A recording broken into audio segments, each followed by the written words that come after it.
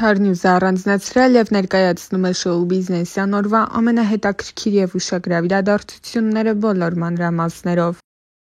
Սոֆի Դևոյանը ամուսնու հետ էր ջերմ լուսանկար հրապարակել։ Նշենք, որ թե հարսանիքից առաջ, թե հետո Սոֆին ամուսնու մասնակցությամբ հրապարակումներով աչքի չի ընկնում։ Գարիկ Պապոյանն էլ նոր լուսանկար էր ներկայացրել Իտալիայից։ Գարիկը Իտալիա է մեկնել կնոջ Մարիաննայի, ինչպես նաև Սոնա Ռուբենյանի ու նրա ամուսնու Էմիլիի հետ միասին։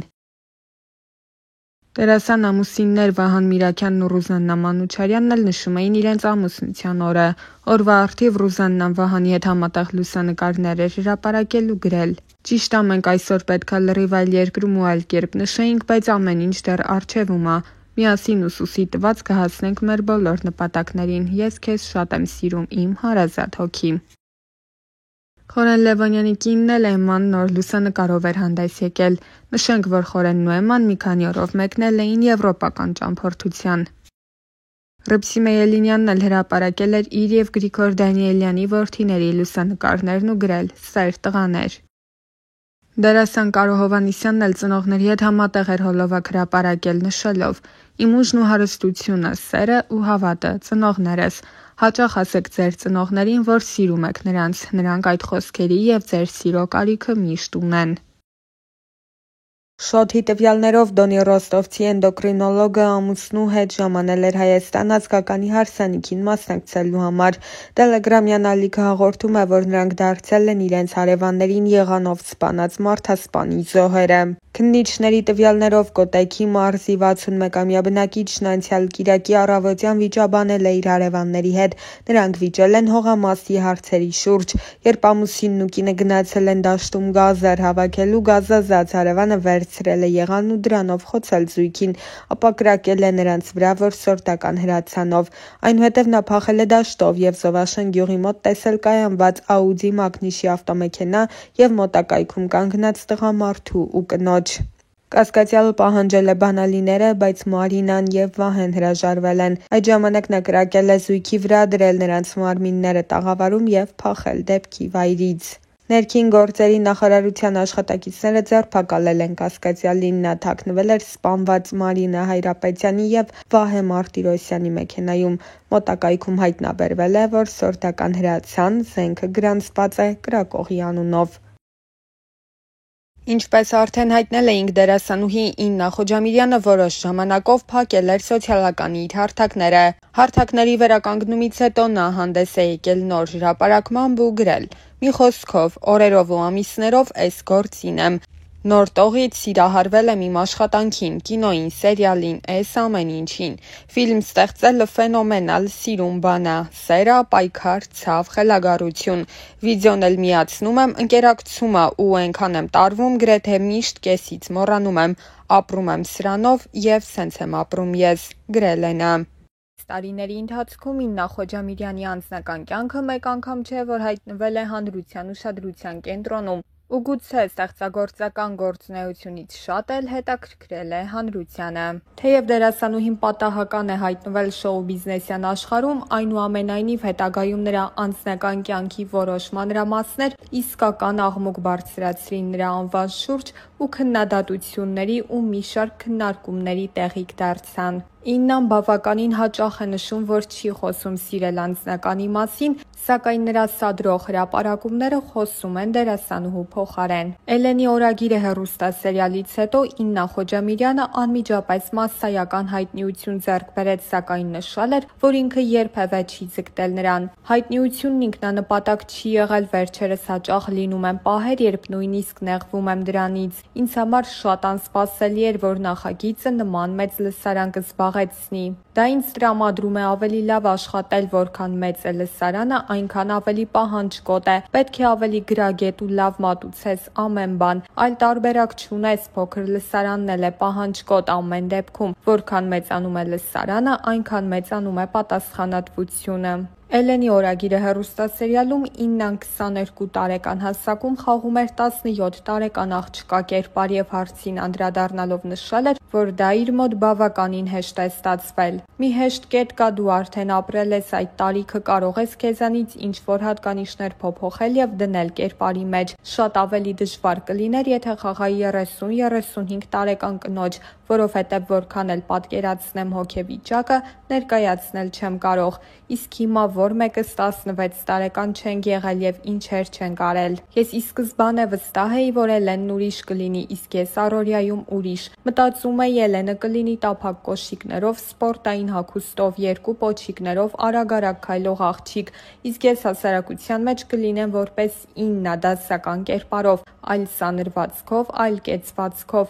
Ցավոք ինձ միայն թվում էր, որովհետև աշխատանքային գրաֆիկս շատ խիստ է։ Եթե նույնիսկ հասցնում եմ աշխատանքից դուրս ինչ-որ բան անել, ժամանակ չեմ ունենում փոխվել ու վերադառնալ սոլիդ Իննային։ Հիմա ես էլ եմ հյուսիկներով, պոչիկներով, մարզակոշիկներով, արագ-արագ քայլելով ինչ-որ տեղ գնում և ինձ բռնացնում, որ տարրալուծվել եմ Էլենի մեջ։ Մարդիկ քեզ տեսնում են կողքից ու տպավորություն է, թե դու այդպես էլ ապրում ես իրականում։ Դա ամենամեծ բարդությունն է, մենք ակամա ապացուցում ենք, որ այն ենք, ինչ ներկայանում ենք կերպարով։ Երբ չունես մասնագիտական կրթություն, միանշանակ թերանում ես այդ հարցում։ Կան մանրուքներ, որոնք շատ կարևոր կարող են լինել մասնագիտության մեջ։ Փորձում եմ կարդալ, պրպտել, սովորել, աշխատել ինքս ինձ համար, սակայն չեմ բացառում, որ պրոֆեսիոնալ աչքով շատ թերություններ կարող են լինել։ Չեմ կարող հստակ ասել, որ դարձա դերասանուհի, որովհետև սերիալներում խաղալով և եթերում լինելով դեռևս չի կարելի լիարժեք համարել, որ դերասանուհի ես։ Ամեն դեպքում ես ամեն ջանք ներդնում եմ և աշխատում, որպեսզի աճ ունենամ։ Մի պահ մտածում էի դերասանական կրթություն ստանալու մասին, սակայն անիմաստ համարեցի հոգեբանի մասնագիտական բազայի հիման վրա թատերականում ուղղակի մագիստրատուրա ընդունվել։ Եթե մի օր որոշեմ սովորել, կսկսեմ 0-ից, առաջին կուրսից։ Միաժամանակ համաշխարհային պրակտիկայում կան պատմական դեմքեր, որոնք չեն ունեցել դերասանական կրթություն։ Շատերն են ասում, որ կարող ես ունենալ մասնագիտական կրթություն, սակայն չկարողանաս կերտել տարբեր կերպարներ։ Կարող ես և չլինել դերասան, սակայն կստացվի։ Հնարավոր է ինձ օգնում է իմ մասնագիտությունը, հոգեբանությունը, չէ՞ որ ամեն կերպարի կարող եմ մոտենալ մասնագիտական տեսանկյունից։ Մի քիչ կլինիկական դաշտ եմ տանում, սակայն այդպես ավելի հեշտ է ստացվում կերպարներն իրարից զատել։ Իմ ուսման 6 տարիների ընթացքում շատ մանրամասն ուսումնասիրել ենք մարդկանց տեսակները, ինչը շատ է օգնում։ Իհարկե, եթե ԻԲՆ շնորհք չկա, չի ստացվի։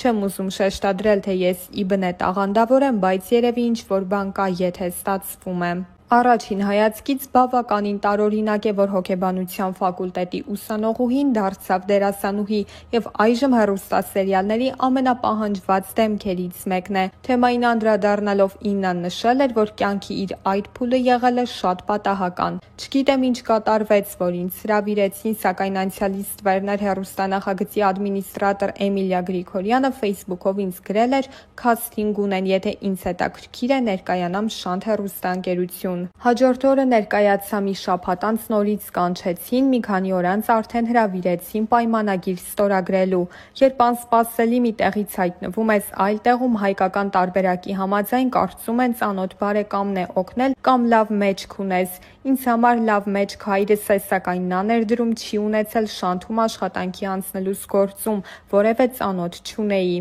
Առաջին խոշոր ծանոթս Շանթում մեր ռեժիսոր Մհեր Խաչատրյանն էր, սակայն նրա հետ մտերմացա աշխատանքի անցնելուցս 3-4 ամիս անց։ Ռիսկի գնալու մտավախությունը մեծապես պայմանավորված էր տարիքով։ Կա տարիք, երբ չես հասկանում անելիքներիդ հետևանքը, կամ տարիք, երբ չես հասկանում սխալ ես անում, թե ճիշտ։ Շանթում հայտնվեցի անցումային տարիքում, 18 տարեկան էի։ Ռիսկի գործոնը որոշ չափով հասկանում էի, սակայն չեմ կարող վստահ ասել, որ լիարժեք գիտակցում էի հետևանքները։ Վրիպումներ եղել են և դերասանական առումով, և աշխատանքային։ Շատ շնորհակալ եմ այն բացառիկ մարդկանց, ովքեր հիմա իմ ընկերներն են, որ ամեն կերպ փորձել են ինձ օգնել, աջակցել ու սովորեցնել։ Իննայի ընտանիքում դերասաններ ու արվեստագետներ չեն եղել, սակայն դերասանուհին նշել էր, որ իր տաղանդի մեջ գուցե կա ժառանգական պայմանավորվածությունը։ Արվեստագետներ չունենք, դերասաններ առավել ևս ընտանիքիս անդամների ու հարազատներիս մեծ մասը խորացած են ճշգրիտ գիտությունների մեջ։ Միգուցե ժառանգական պայմանավորվածությունը կա, սակայն դա ուսումնասիրել չեմ կարող, չգիտեմ։ Փոքր տարիքում, երբ տանը մենակ էի լինում, հաճախ թատերականացված մոնոլոգներ էի ունենում, տարբեր աղջիկների էի մարմնավորում։ Միգուցե պատճառը պարապուրդի մատնվելն էր կամ այդպիսով փորձում էի խուսափել դաշնամուր նվագելուց, դժվար է ասել։ Իհարկե, դաստիարակությունը շատ մեծ նշանակություն ունի, կարևոր է ինչ միջավայրում ես մեծանում, մշակութային ինչպիսի դաստիարակություն ես ստանում։ Ծնողներս փորձել են ինձ ամեն կերպ մոտեցնել արվեստի ճյուղերին, դաշնամուրի, պարի նկարչության եմ գնացել, բայց այդպես էլ ամեն ինչ կիսատ եմ թողել։ Փոքր տարիքում մեզ թվում է դա ստիպողաբար ենք անում, մեծանում ես ու հասկանում, որ կարելի էր ավելի լավ նվագել, ավելի լավ նկարել, առհասարակ ամեն ինչ ավելի լավ անել ու կստացվեր։ Իմ ընտանեկան մթնոլորտում արվեստի շունչը եղել է, չես կարող մեծանալ ու մի օր որոշել, որ դու Դալի կամ Պիկասո ես սիրում կամ որոշես, որ պիտի Ազնավուր լսես։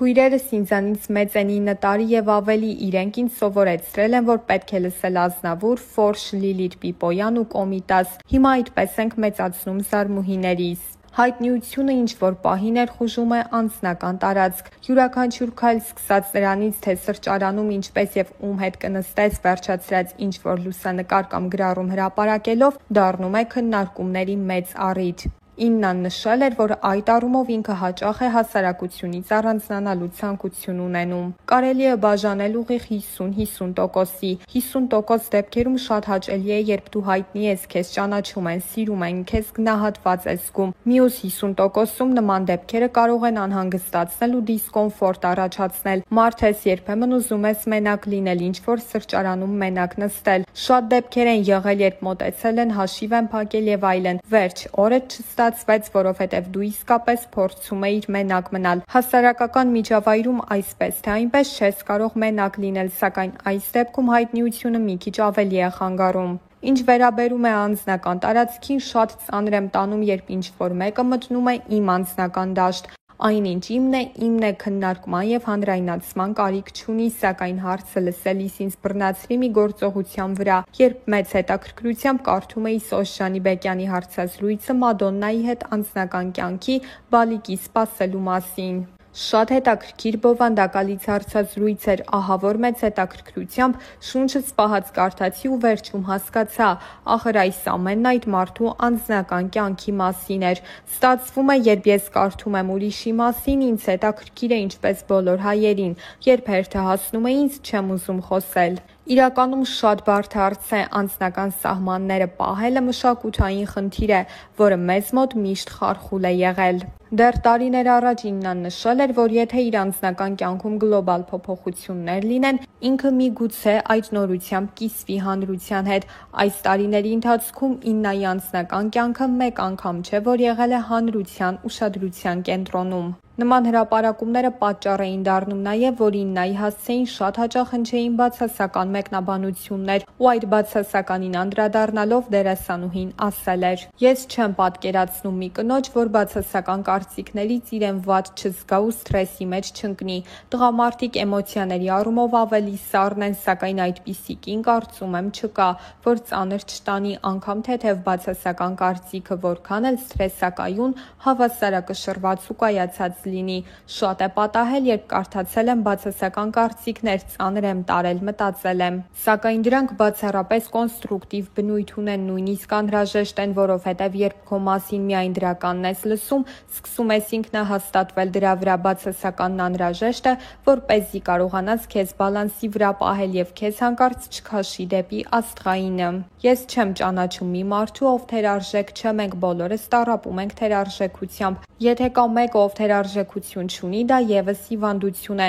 Թերարժեքությունն էլ կոնստրուկտիվ բնույթ ունի, որպեսզի փոփոխություններ անես։ Սա շատ նուրբ հարց է, թե արդյոք թերարժեք լինելն օգնում է, թե խանգարում։ Ինձ մոտ այդ սահմանն առավել քան նուրբ է։ Ինչու՞ չէ կոմպլեքսները լունեմ եղել են թերարժեքության զգացումներ, որ վերածվել են կոմպլեքսի, որը կարող ես փոփոխել միայն վերաբերմունքի փոփոխությամբ։ Այդ մասին խոսելը շատ բարդ է, նույնն է, որ խոսեմ կոմպլեքսներիս մասին, ինչը սխալ եմ համարում։ Որքան էլ շրջապատված լինես լավ մարդկանցով, միևնույնն է, միայնակ ես ինքնառեալիզացվում, դժվարություններ հաղթահարում, ինքդ քեզ համար դժվարություններ ստեղծում, ուղղակի շրջապատը խթան է լավ կամ վատ իրադարձությունների, որովհետև հակառակ դեպքում մարդու մոտ դեպրիվացիայի փուլ է առաջանում, որը անկասկած մահվան է տանում։ Այն մարդիկ, ում խորհրդի կարիքը միշտ ունեմ, ընտանիքիս անդամներն են, բայց հստակ ասել, որ ամեն մանրուք կարող եմ քննարկել նրանց հետ, սխալ կլինի։ Մեզ սովորեցրել են, որ խնդիրների դեպքում կարելի է դիմել հոգեբանի, սակայն փոքր երկիր է, փոքր քաղաք, ամեն դեպքում մտավախություն կա։ Չնայած վստահ եմ շատ ունենք լավ մասնագետներ, որոնց հետ կարող ես խոսել, կօգնեն ճիշտ ուղու վրա կանգնել, բայց քեզ համար ամենալավ խորհրդատունը ամեն դեպքում ինքդ ես։ Կան մարդիկ, որոնց հետ կկիսվես, սակայն կա որոշակի անձնական սահման, որը միայն քոնն է, որքան էլ ուզես դուրս հանել, չես կարող։ Նույնիսկ եզակի ընտրված մարդկանց մոտ մինչև վերջ բաց լինել հնարավոր չէ։ Ես չափազանց ինտրովերտ եմ, իհարկե, եթե էմոցիաներս հասնեն կոկորդիս, կշփվեմ նաև հոգուս խորքից, բայց այդպես հազվադեպ է լինում, նշել էր դերասանուհին։